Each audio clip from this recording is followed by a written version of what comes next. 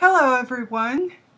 I'm J.R. Langford, the author, and I thought that I would make a video and say hello to everyone on my Facebook page. I am in my office where I do all my writing. I'm excited because I'm close to the end of book 4 in the Jesus Thief series. And for those of you who write, you know what that means. Probably sleepless nights and the book takes over everything. I don't remember sometimes to even eat. And I thought what I'd do is read the first chapter to you. This is the Covert Messiah. You all know it's the Jesus Thief, the Sacred Imposter. The Jesus Thief is the story of a scientist who discovers, okay, he's a devout Catholic. He's always wanted to examine the Shroud of Turin in person because that's his passion, the Passion of Christ.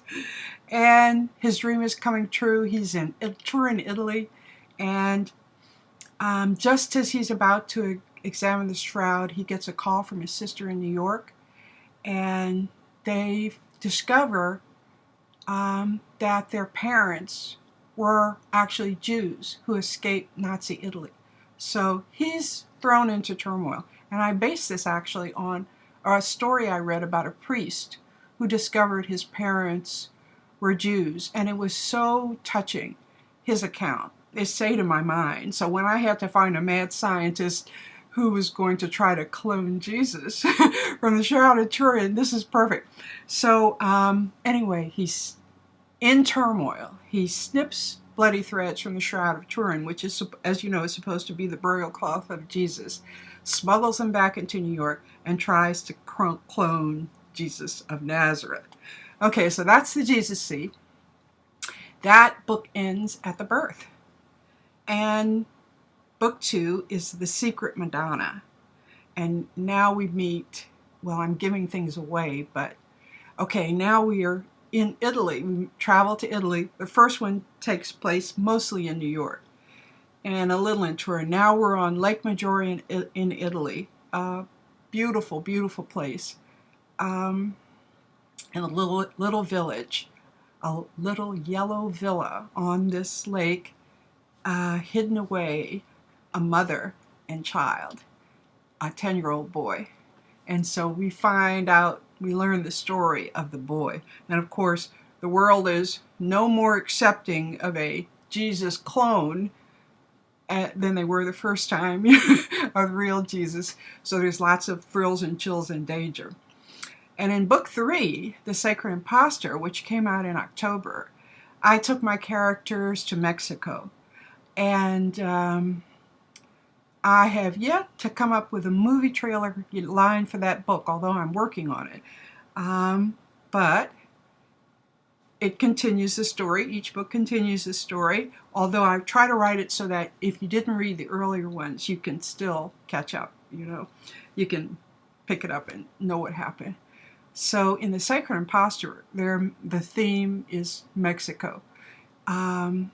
Maggie is the same characters go on, but we meet new characters. One is named Luis Montezuma, and another is Francisco Miguel. Ladies, you're going to fall in love with Francisco Miguel.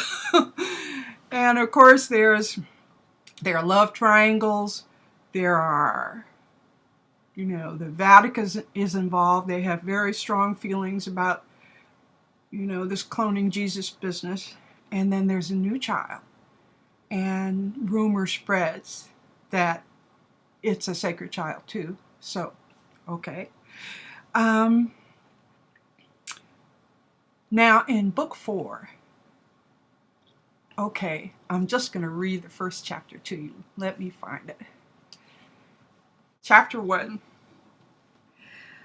I didn't expect to run into my son 8 years after he died.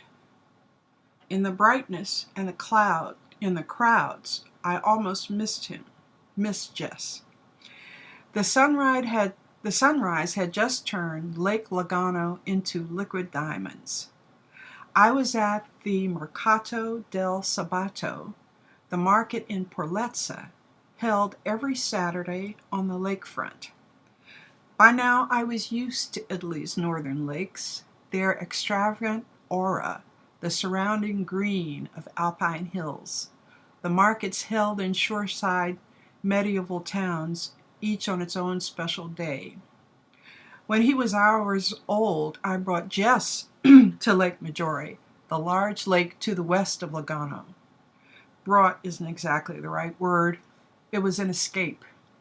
Then a year after he died at the age of 10, I took his infant brother Peter to live on Lake Como to the east of here. Took isn't the right word either. Peter and I and Adamo, the man I married, live in hiding in a village there. Since transportation between Lake Como and Lake Lugano is easy, I've taken the 6:20 a.m. ferry, caught a taxi, and come to Porlezza alone, leaving Peter and Adamo to fish and myself to spend a day pretending we were all regular people. Today would have been Jess's 18th birthday. He stood beneath a hanging hand-lettered sign that advertised Rococo di Mucca, cow cheese. Did I glimpse a crescent birthmark on his chin, identical to the one on mine? Light filtering through an adjoining stall's white curtain made details hard to see. Nearby, an old man played an accordion. A woman in an apron scooped olives from a clay bowl.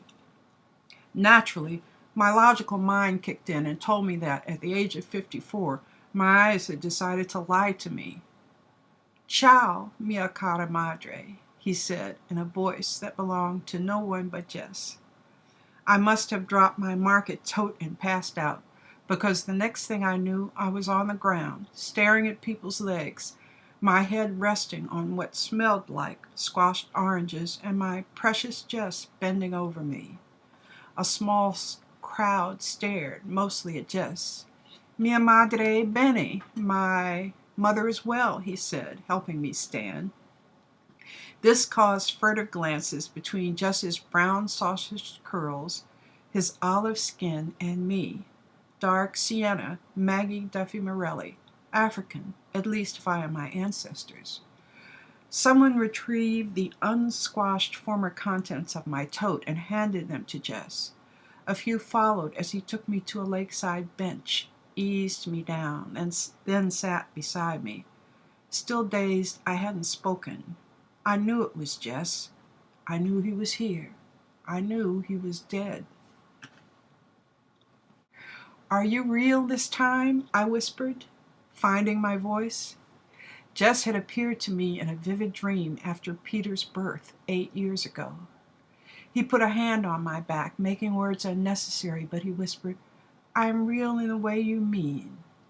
I had 1,000 anxious questions, starting with, how did he get here? How long would he stay? But for a moment, I just sat there, taking in that his hand was on my back. "Siete tutta la destra, signora?" "Are you all right, ma'am?" a man in a gray shirt and brown felt hat asked. All the while, he stared at Jess, as did the woman in the apron from the olive stand, and a younger one in glasses and long pink dress, auburn hair gathered at the nape of her neck. Also an older woman I recognized by the big red flowers on her blouse. She'd been tending the shoe stall and had left it to come here. All I could see of the cheese stand now was half of an orange wheel of rigatello, because people had stopped their shopping and crowded near. They all stared at Jess, and now I realized why. Like the diamond surface of the lake, his presence radiated. It was an aura I could feel more than see, as if happiness had arrived in the Porlezza market and taken the shape of a boy. He had on tan pants and a blue polo shirt, but it was the blue in rainbows, the tan in the sky after a storm. A closer look, and his skin seemed as iridescent as my mother-of-pearl combs. "It's really you, Jess?" I asked.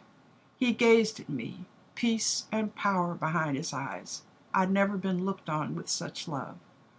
The girl in the glasses seemed on the verge of tears. The man in the felt hat frowned, as if about to demand an explanation. It had been silent, but now people murmured. Jess didn't seem to notice. I had to do something, so I leaned toward him. Jess, sweetheart, people are staring. Who are you? What do you want here? Demanded the man in the felt hat. The girl in the glasses began to weep, and so did the woman who owned the shoe stall. Their tears only enraged the man. I asked who you are. Around us, the murmuring grew louder. There was a gasp of joy. Jess looked, saw, as if he turned off a light switch. The blue in his shirt and the tan of his pants became normal colors. He no longer radiated. He was just an 18-year-old boy. Are you all right, Mama? He brushed orange bits out of my hair. Yes, I said, though I was not. Bien, come. He took my hand in the tote. Smiling in delight, nodding with confidence, he led me from the stunned crowds of Proletza's Saturday market. Eagerly I followed, desperate to hug him.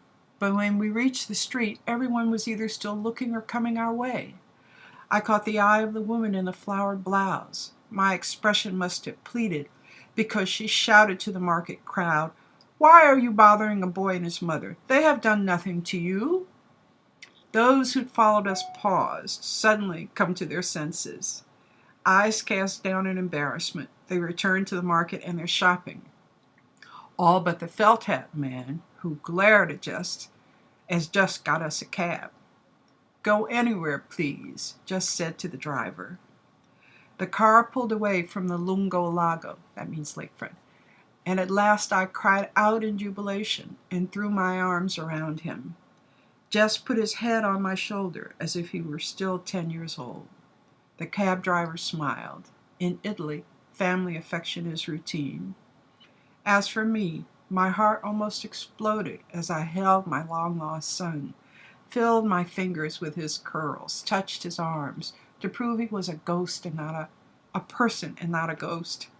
Tears wet my face, his face, as we hugged. Jess, you're here. Oh, sweetheart, how I've missed you.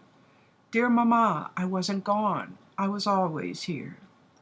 Wiping away his own tear at witnessing a joyful family reunion, the driver sped away from Lake Lugano as I hugged the clone of Jesus of Nazareth, who died and now returned. So that's it. What do you think? And so this in book 4 is the story that I hesitated to write. For years I wrote all kinds of other aspects of this series. But Jesus, in an adult, near adult, interacting with the world, that was a tall order. Until I started meditating. Then inspiration came, you know. It's been a pleasure visiting with you. I wish I could see you like you see me.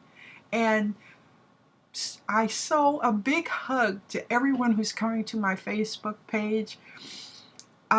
People come from all over the world, and that almost makes me cry because I love the world. I've traveled, not as much as I want to, haven't seen every place, but just fallen in love with people everywhere I went. We are so alike. There's so much good and so much love in the world. And even when we're not wonderful and we make mistakes, the human heart is wonderful. It's always there and it's never too late. So I try to show that in my books. At any rate, hello to you. I wish I could see you. And maybe one day I will see some of you. Who knows? Okay, bye-bye.